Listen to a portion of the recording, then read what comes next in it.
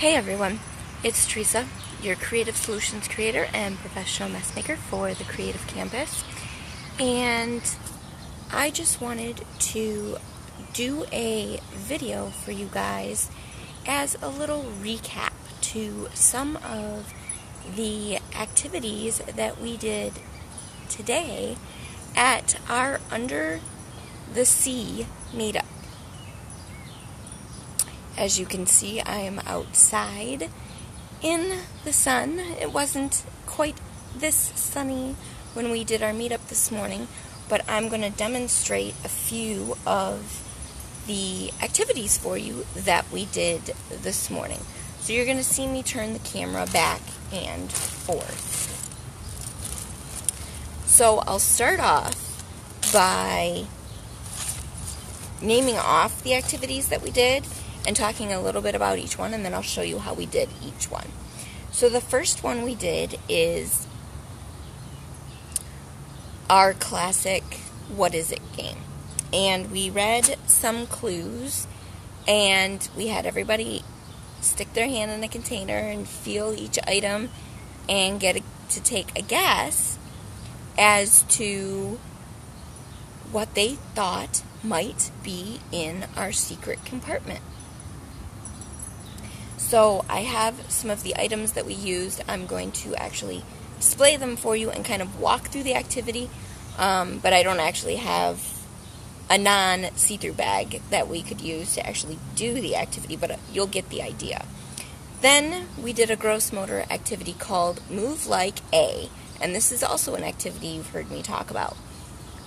This week, the twist that we put on this activity is Move Like a Sea Creature. And we got the kids to do a crab walk. And we got the kids to do a jellyfish dance. And what else did one of the kids say? Oh, they were floating like an octopus, is what one of the other kids said. So then we did an activity which, again, I don't any longer have the ice to demonstrate it, but I'm going to describe it for you. We did a sink float activity, and this was actually inspired by something that I saw online when I was doing some research for some different activities that we've already done and that we're going to do in the coming days. But this is a genius idea to explore the stages of water and also to extend your water play fun. So what this lady did was she started with, sorry guys, there's lots of flying bugs out here, so you see me kind of looking to the side and stuff. I'm not distracted, it's just the bugs that are kind of flying around. What this lady did was she got a bag of, I guess you would call it the chunk ice that you would put in a cooler. And she put that in her sensory bin or water table, or in this case, a pool. And she conducted some activities with the ice, but as the ice melted, the kids got to continue playing in it as water. So I thought that was a genius way to stay cool and let the kids play with ice, icebergs, different things like that, but also then to repurpose the ice cubes as water to continue the water play. So the What Is It game. The What Is It game is a game. I'm going to take out some interesting pieces here that I can demonstrate for you. So the What Is It game is, oh, my octopus is stuck, is a game where you take an object like a piece of coral, and this is actually a real piece of coral, and you put it in a container, And you read, this is a different theme, but you read off 3 clues to get kids to think about what it might be that you're describing. And so you would put the coral in a bag, in a Ziploc bag, or something that is actually not see-through, so that they can put their hand in it, feel it, think of the clue that you gave, and try and guess. We're going to get into this activity in a second. So, the coral was in the What Is It bag. And we read clues like, I am a living plant that lives in the ocean. And then we gave clues like, I come in many different textures, I have many different colors, and I have many different forms. So they got 3 clues, and after each one they had to feel it and guess what it was. And actually we did have somebody guess that it was coral. And then we had a conversation about coral and how there are different kinds of coral, and there are different kinds of sea plants that you can find in the ocean. So that is the What Is It game. So then we played one of my favorite games, which I'm going to demonstrate for you here, which is my Go Fish game. I love this game. I love the basic premise of this game. I have created many different variations of this game. As you can see, this one focuses on numbers. I also do a version of this game called Alphabet Soup, where we focus on phonics and we focus on letters and spelling. But this one is great for kids who are learning to count, all the way up to kids who are learning to do multiplication, division, subtraction, addition. And that's what I'm going to demonstrate for you here. I might have to turn the camera. It looks like you guys are going to be able to see, but yeah, you can see the bucket. The sun's a little bright, so it's hard to see. I can see, but it's hard to see just how much you guys are actually seeing. So this is the fish number 10. So if we were inside where it weren't so windy, I would actually lay all of these fish out face down like this, and each player would get to choose one. They would flip it over, and again, if they chose the number 10, they would come into our bucket of sea-themed items, or I've done Candyland-themed items, I've done shapes like these, which we'll use in a minute for another activity. And I have also done, which I actually have some in here, I have little sponges. This one is a seashell, so all these things I am showing you today are sea-themed. But I have animal ones, and I have a couple of other different themes that you can use to connect to whatever it is you're teaching on. So, the way you would actually use this game is, I don't know if you could see it, but this number 10 is actually blue. So you can also use this game to work on your colors or your color mixing. So if someone were to flip this 10 over, they would choose either 10 items or 10 blue items, because the fish is blue. But there is a further example that you can use for older kids. So for older kids who are learning to combine numbers together, what they would do is they would pick, and I'll do it like this, 1, 2. So they would choose 2 fish out of the Go Fish pile. And I have 5, and I have 10. So you could either say, we're going to add 5 plus 10, or we're going to multiply 5 plus 10, or we're going to divide 5 into 10. And so what you would then do is get the kids to, and the wind is dying down a little bit, so I will try and demonstrate this.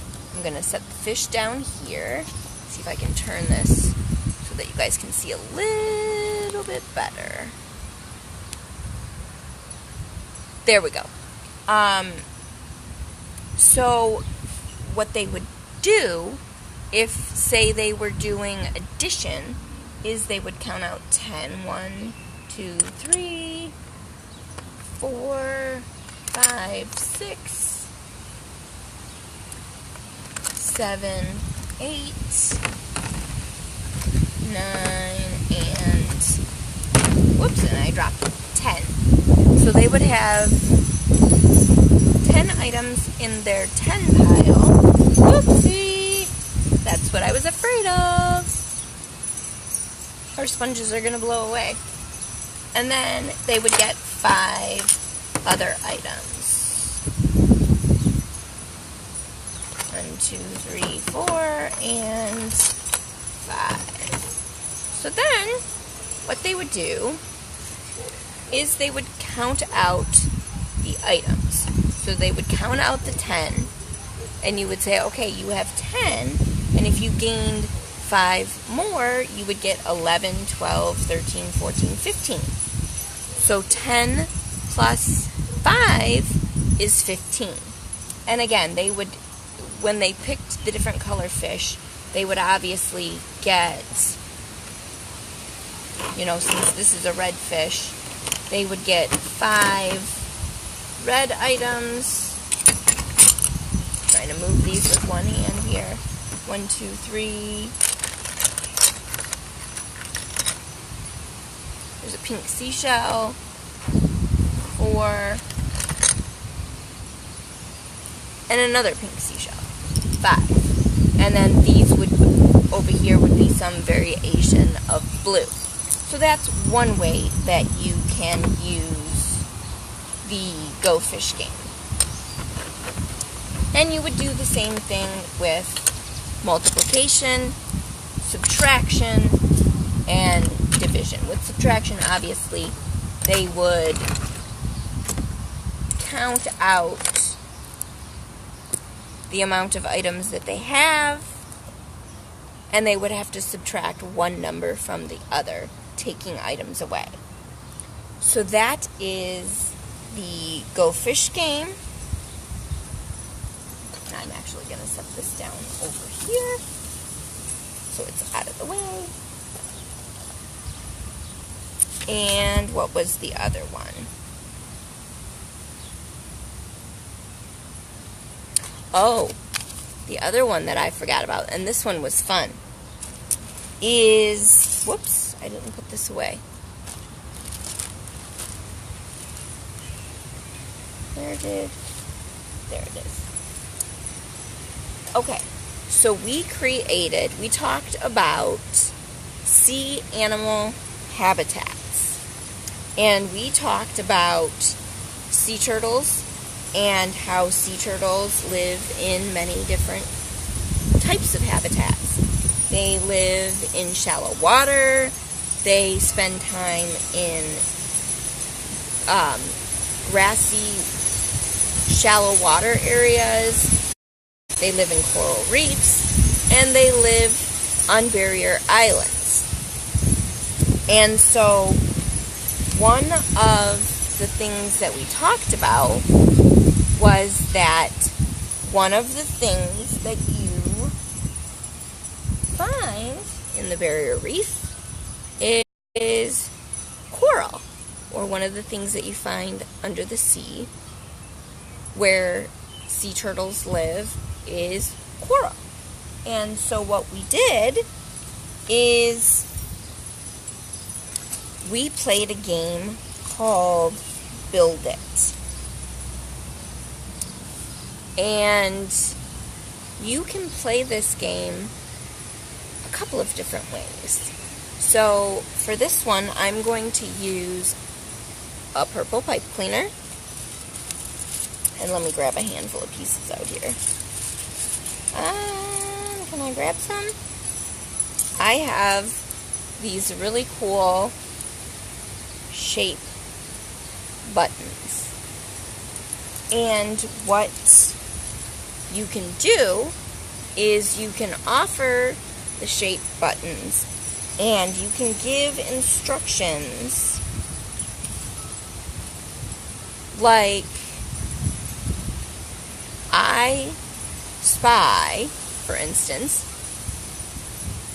something that is circular and has rough edges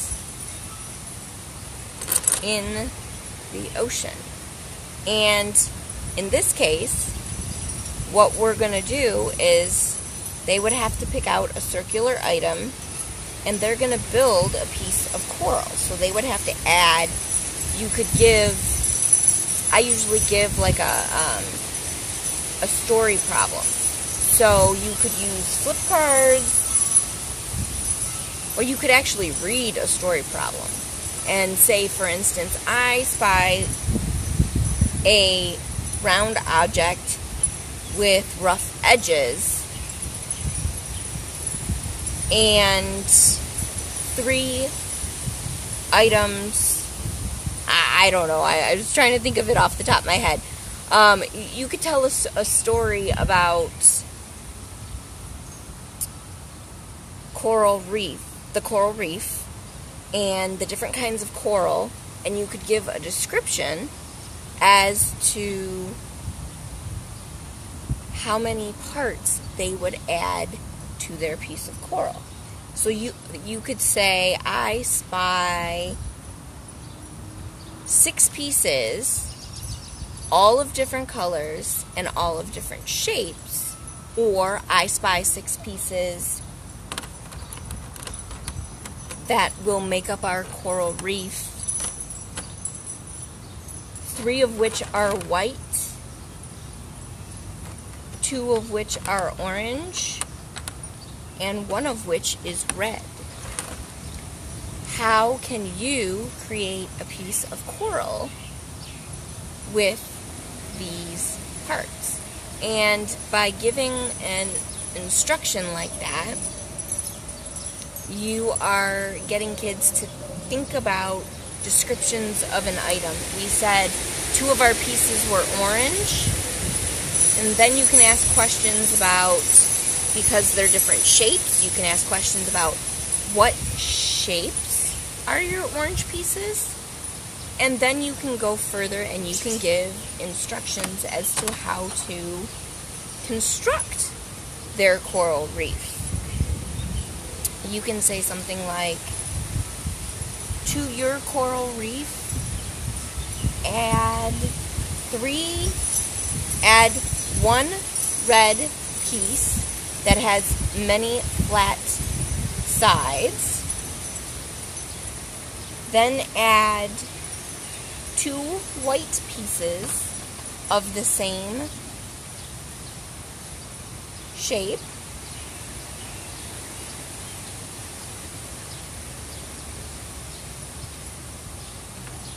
Here's our second white one. Add 1 orange triangle and top it off with a white circle and 1 orange rectangle. How many pieces did it take to build your piece of coral? And then they would have to count the pieces. 1, 2, 3, 4, 5, 6. There are 6 pieces of coral. You could do it in many different ways. You could use a story problem. You could use flip cards that say add 2 white pieces that have many flat sides. You could, and take turns flipping over cards or picking numbers of items to add to their coral. So it's a fun game that builds eye-hand coordination, it builds listening skills, and it practices math skills. And at the end of it, they have made a cool piece of coral. And then you could end by asking questions again about coral and where you find it and what does it start from, and talk about the life cycle of coral and sea plants and things like that. So that is our Build It game.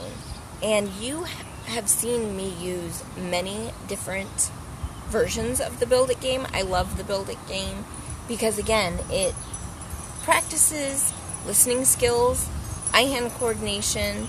It can practice gross motor skills.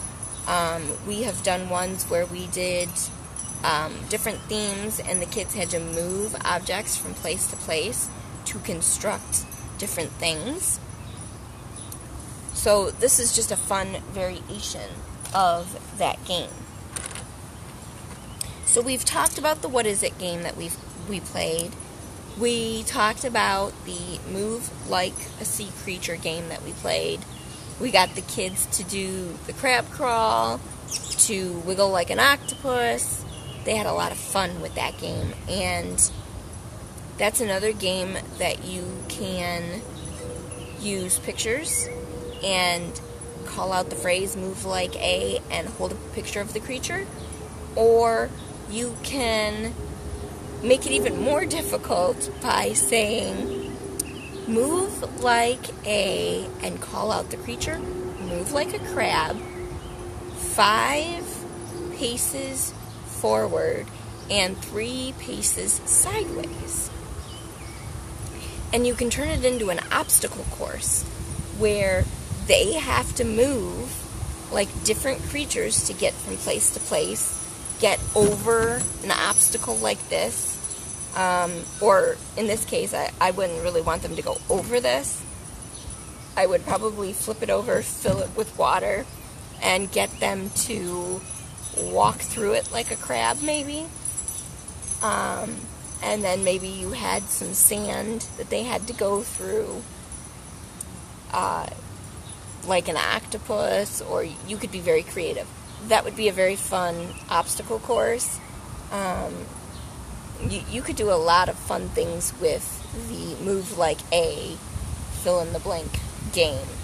So these are some of the activities that we did today at our Under the Sea meetup. I hope you enjoyed these ideas. I hope you'll use them, and I hope you'll put your own spin on them. And I hope you guys will join us next Wednesday, if you couldn't join us today, for our next meetup. Now, I'm going to let you guys in on a little secret. There are going to be some changes coming around our meetups. I'm not sure if they're going to go fully into effect this summer, or if we're going to wait until the end of summer going into the fall, but stay tuned for that. You want to make sure you make it to some of our meetups so you can find out the details of what that's all about. We have some exciting changes coming. So I want to thank you guys for watching me live here. If you have any questions about the activities I have shared in this video, leave them in the comments and I will answer them all as I read through them. I hope you guys can get outside and enjoy this wonderful day. It's not staying all that sunny, but it is definitely a nice day. So get outside and enjoy it. And I hope to see you next week. Have a great day, guys.